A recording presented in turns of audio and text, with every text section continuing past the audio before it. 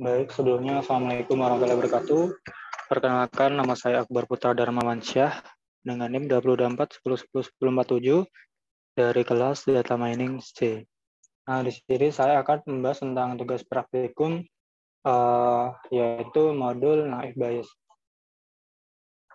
Nah, di sini yang harus pertama kita lakukan yaitu kita harus mengimport semua library yang dibutuhkan. Di sini ada Pandas, kemudian NumPy, kemudian sklearn.naifbayes, kemudian Seaborn, kemudian matplotlib, .pyplot, kemudian matplotlib import sekarang, dan kemudian matplotlib yang lain. Nah, hal yang pertama kita lakukan yaitu kita membuka file CSV-nya dengan cara kita ubah menjadi sebuah data frame dengan membuat sebuah variabel baru. Di sini ada dfa dot, kemudian kita read CSV dan kita masukkan jalur dari filenya, dan hasilnya akan seperti di sini. Selanjutnya yaitu kita melakukan data preprocessing, di mana kita akan melakukan perubahan dari kolom maupun value dari dataset yang kita proses.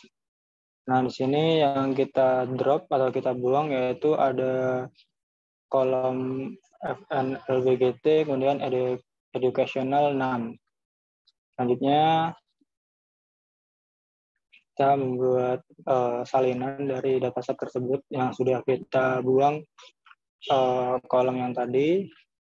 Dan selanjutnya yaitu kita mengambil data dengan umur antara 25 sampai 40 tahun saja. Caranya yaitu kita membuat sebuah variabel baru, kemudian kita ambil atau subset berdasarkan kolom X-nya yang lebih dari 24 dan yang kurang dari 41.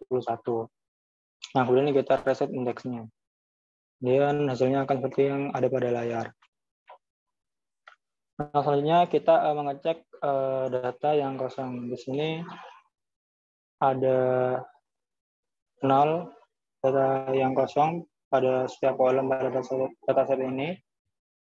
Kemudian ternyata setelah aku cek tadi ada isian data yang tanda tanya gitu. Jadi itu sama seperti tidak diketahui.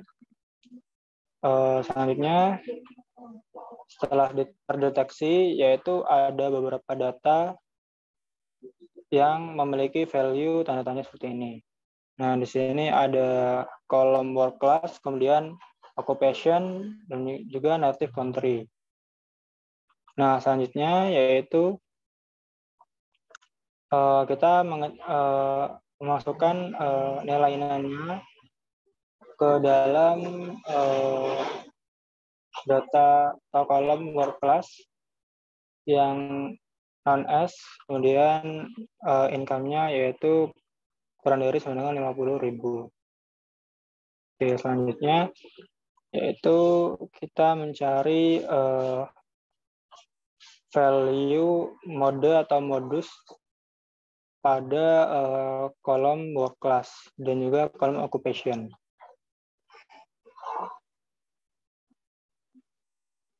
Nah, di sini setelah itu kita mengisikan data yang kosong tadi dengan value yaitu never worked pada kolom work class yang datanya belum terisi tadi, kemudian occupation dan native country diisi dengan unemployed, dan juga nanti pada kolom native country ini akan dilakukan perulangan di setiap kolomnya yang belum terisi dan akan diisi dengan modus dari kolom tersebut. Nah, selanjutnya kita mengecek apakah ada data yang nol atau kosong. Setelah tidak, kita lanjutkan ke proses selanjutnya, yaitu mengecek duplikasi data. Nah, setelah kita cek, ternyata pada dataset tersebut terdapat jumlah data duplikat yaitu sebanyak 2.664. Caranya yaitu kita masukkan dataset yang tadi, yaitu df copy dengan dot duplicate, kemudian kita sum, atau kita jumlahkan data yang berduplikasi. Nah, selanjutnya yang harus kita lakukan yaitu menghapus data yang duplikat tadi dengan cara sintaksnya yaitu kita masukkan datasetnya itu df copy, kemudian kita drop duplicate, ini adalah function dari Python, kemudian kita input true, kemudian kita reset indeksnya. Nah, hasilnya akan seperti pada layar. Nah, selanjutnya kita mencari info dari kolomnya. Di sini kita bisa mengetahui jumlah datanya, kemudian jenis type-nya. Nah, selanjutnya kita describe dataset tersebut untuk data yang numerik. Di sini count-nya sekitar 735 pada kolom X dan seterusnya, kemudian min ada deviasi, kemudian nilai minimal, kemudian kuartil 1, kuartil 2, kuartil 3, dan juga maksimal. Selanjutnya kita akan describe untuk data kategori. Di sini ada beberapa kolom seperti tadi. Di sini ada keterangan count atau jumlah datanya, kemudian unique, berarti itu jenis data pada kolom ini. Kemudian top itu mungkin data pertama. Kemudian frekuensi itu seringnya jumlah data yang muncul. Gitu. Nah, selanjutnya kita melakukan visualisasi dengan matplotlib. Di sini kita memvisualisasikan berdasarkan income dan juga education. Nah, di sini terlihat ada beberapa visualisasi di mana income-nya itu terbagi menjadi dua, yaitu dari angka kurang dari 50.000 dan juga lebih dari 50.000. Oke, selanjutnya yaitu kita mengklasifikasikan beberapa value yang mungkin dapat kita gabung. Di sini tadi kita lihat ada beberapa tipe ekuasi yang mungkin bisa kita kelompokkan dan juga kita ganti. Di sini ada kelas 11, kemudian kelas 9, kelas 8, 5 sampai 6, kemudian kelas 10, kelas 1 sampai kelas 4, kemudian preschool atau sekolah, kemudian kelas 12. Nah, kita replace namanya jadi school. Nah, jadi semua data yang ada pada value ini atau jumlahnya itu akan tertampung pada value yang baru yaitu school. Nah, setelah dihitung count-nya yaitu merupakan total dari data-data yang tadi. Nah, selanjutnya kita gali lagi infonya dengan kita menuliskan datasetnya kemudian .info. Nah, di sini sudah jelas jumlah datanya dan juga tipe datanya. Nah, selanjutnya kita melakukan label encoder dengan cara yang pertama yaitu mengimport dulu sklearn, kemudian preprocessing, kemudian import label encoder. Kemudian kita buat variabel buat fungsi label encodernya. Kemudian kita masukkan kolom apa aja yang perlu untuk di encoder labelnya. Di sini ada kolom word class, education, marital status, kemudian occupation, relationship, kemudian race, gender, native country, dan juga income. Nah, setelah kita encoder, kemudian hasilnya akan seperti ini. Nah, jadi ini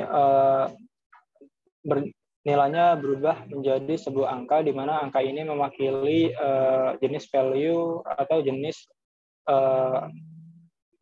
data pada satu kolom. Nah, selanjutnya yaitu kita mengecek outliers dari data tersebut. Nah, di sini ternyata setelah kita cek ada banyak sekali outliers. Namun outliers pada klasifikasi atau algoritma naik bias ini tidak perlu dihilangkan karena pada dasarnya algoritma ini menghitung probabilitas dari jenis atribut atau value pada setiap kolom. Jadi kita tidak perlu menghilangkan outliers-nya. Dan kita cari korelasinya. Di sini sintaksnya ada di layar, kita masukkan datasetnya, kemudian kita .core atau correlation, kemudian kita masukkan formatnya. Maka hasilnya akan tampak seperti yang ada pada layar. Nah, selanjutnya yang perlu kita lakukan yaitu scaling, di mana scaling ini untuk menyamakan range dari sebuah kolom nilainya. Nah, di sini sebelumnya tadi nilainya itu tidak sama. Nah, di sini kita harus menyamakan nilainya. Nah, setelah kita samakan, maka nilainya akan maksimal itu 1. Di sini kita ambil scalingnya yaitu kecuali kolom X. Semuanya kita scaling kecuali kolom X gitu. Caranya yaitu kita mengimport library-nya terlebih dahulu, yaitu di sini ada min-max scalar, kemudian kita buat sebuah variabel untuk menampung fungsinya, kemudian kita buat columns atau sebuah variabel untuk menampung semua kolom yang ingin kita scaling. Kemudian kita transform, kemudian kita masukkan semuanya ke dalam variabel baru. Di sini ada df scalar atau dataset yang sudah di scaling. Nah, selanjutnya yaitu kita membuat sebuah function. Di sini ada beberapa parameter, ada atribut, kemudian kelas, kemudian tes, kemudian random. Nah, caranya yang pertama yaitu kita mengimport scalar model selection, kemudian kita import plan test split, kemudian kita masukkan variabel dan juga parameternya sesuai dengan yang kita butuhkan. Nah, kemudian kita import lagi library dari Python yaitu naik bias, kemudian kita import Gaussian NB. Kemudian kita buat variabel baru untuk menampung function Gaussian NB ini, kemudian kita fit ke dalam data train atau data latih. Nah, selanjutnya kita membuat sebuah fungsi untuk menghitung akurasi skornya. Di sini ada beberapa variabel yaitu ypred atau prediksi dari kelasnya, kemudian kita masukkan value GB atau function Gaussian NB ini, kemudian kita masukkan variabel xTest atau kolom apa saja dan value apa saja yang dijadikan tes data. Dan nanti kita print akurasi skornya. Itu sesuai dengan variabel yang diperlukan. Nah, selanjutnya yaitu kita menentukan kelas atribut dan juga kita menentukan tabel atribut dan juga tabel kelasnya. Di sini atributnya yaitu semua tabel selain tabel income, maka kita drop tabel income-nya. Kemudian kelasnya yaitu tabel income itu sendiri. Nah, setelah itu kita masukkan sesuai dengan jumlah tes data. Yang pertama itu 20%, atau bisa kita tuliskan 0,2, kemudian 0,25 atau 25%, dan juga yang terakhir yaitu 0,3 atau 30%. Nah, di sini kita hanya perlu memasukkan parameternya saja. Di sini ada atribut, kemudian kelas, dan juga ini adalah tes datanya. Berarti kalau mohon maaf, ini ya tes datanya, kemudian ini adalah random state atau data yang dipilih secara acak, yaitu sebanyak 100. Nah, setelah kita run, maka hasilnya yaitu seperti yang ada di layar. Dengan tes data sebanyak 0,2 atau 20%, jumlah akurasi skornya yaitu sekitar 80,5%. Kemudian dengan tes data sebanyak 0,25 atau 25%, jumlah akurasinya yaitu 80,06%. Kemudian dengan tes data sebanyak 0,3 atau 30%, jumlah akurasinya yaitu 80,1%. Jadi dapat kita simpulkan tes data atau proporsi data yang baik yaitu sekitar 20% atau 0,2 ini. Karena memiliki hasil akurasi yang lebih tinggi dari proporsi yang lain. Nah, selanjutnya yang tadi itu menghitung dengan cara menggunakan coding, dan di sini ada soal lagi yaitu menghitung dengan cara manual.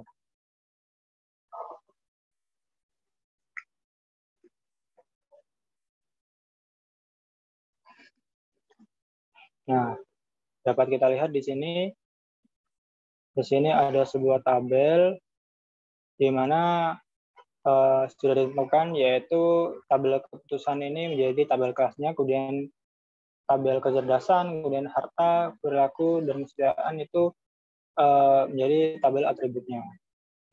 Yang pertama kita lakukan yaitu kita mengurutkan terlebih dahulu atau menggolongkan tabel kelasnya supaya lebih mudah untuk menghitung nantinya. Di sini masing-masing kelasnya itu memiliki frekuensi sebanyak 10. Nah, selanjutnya yang kita hitung yaitu probabilitas priornya, di mana probabilitas priornya yaitu 10/20. Jadi priornya kelas keputusan itu yaitu banyaknya value gas lamar ini dibagi dengan seluruh data yang ada, yaitu 20. Sebenarnya itu 1/2. Nah, selanjutnya kita mencari probabilitas posteriornya. Di sini ada beberapa soal, yaitu kita mencari probabilitas posteriornya, yaitu kecerdasannya sambil interval, kemudian hartanya tajir, kemudian perilakunya baik, dan juga kesedarannya jempol.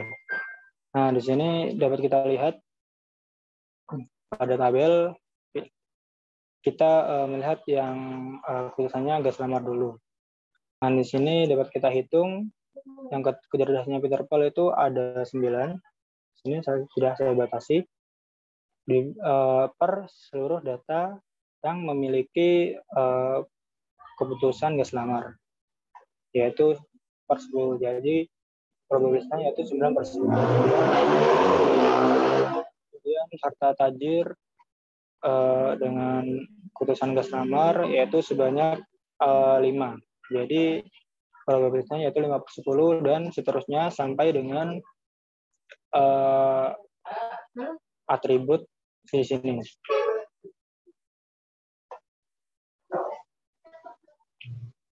Oke, selanjutnya setelah kita hitung, maka probabilitas posteriornya kita kalikan semua di sini, yaitu 0,5 dikali 0,9 dikali 0,5 dikali 0,5 dikali 0,7. Hasilnya adalah 0,07875. Nah, setelah itu kita hitung juga probabilitas prior yang unpicked dulu. Nah, di sini dapat kita lihat sama seperti tadi, kita cari probabilitas priornya yaitu 10/20 atau kita sederhanakan menjadi 1/2. Kemudian kita hitung jumlah value kecerdasan dengan value interval dibanding dengan seluruh datanya atau jumlah datanya. Di sini tertulis 1/10. Coba kita cek. Nah, di sini kecerdasan dengan value interval itu cuma 1. Jadi probabilitasnya yaitu 1/10.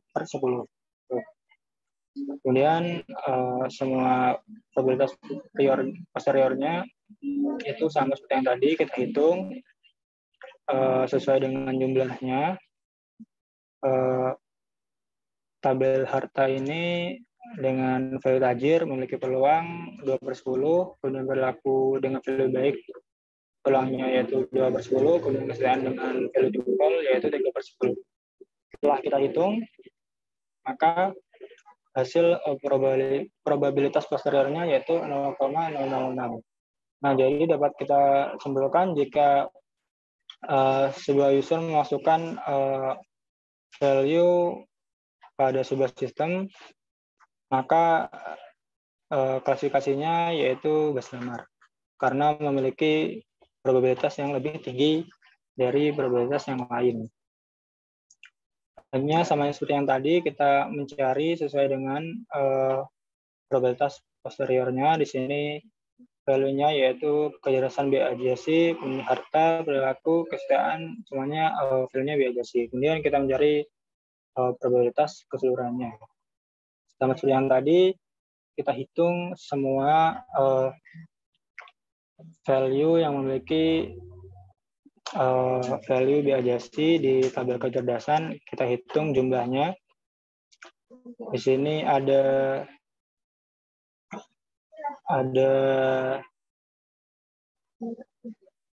satu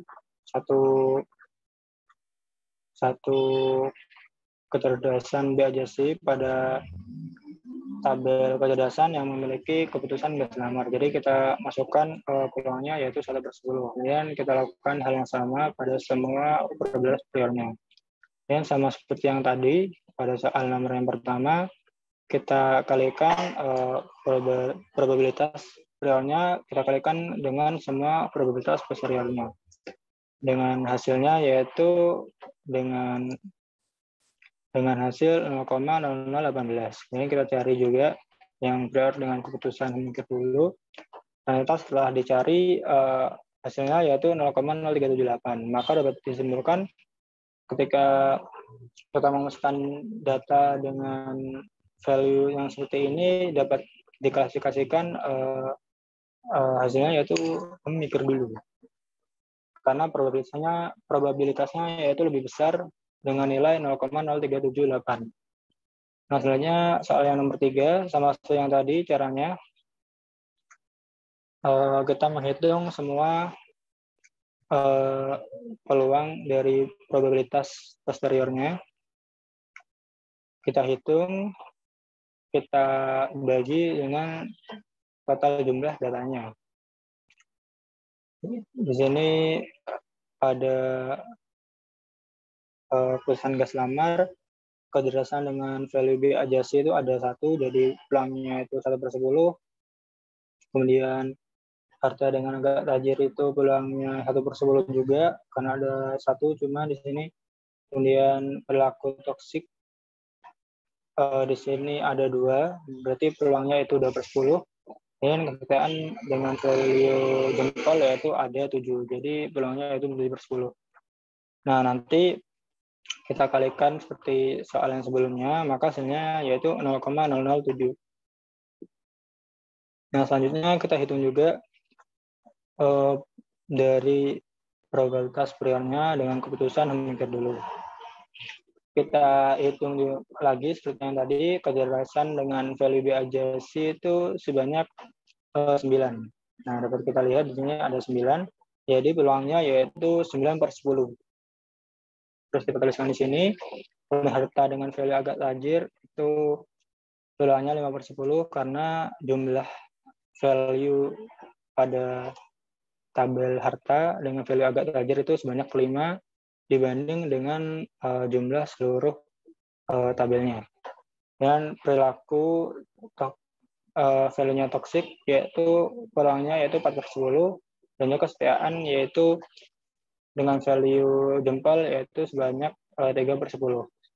Nah, setelah itu kita kalikan semuanya dari probabilitas priornya, kemudian semua probabilitas posteriornya, dapat dihasilkan nilai probabilitasnya yaitu sebesar 0,027. Maka dapat kita simpulkan ketika ada nilai pada masing-masing kolom, yaitu kejerahannya B ajasi, kemudian hartanya agak tajir, kemudian perilakunya toksik, kemudian kesudahannya jempol, maka dapat diklasifikasikan berdasarkan algoritma naik bias, yaitu masuk pada kategori atau kelas mikir dulu. Oke, mungkin itu saja yang dapat saya sampaikan. Jika ada salah kata atau salah pemahaman, saya mohon maaf. Assalamualaikum warahmatullahi wabarakatuh.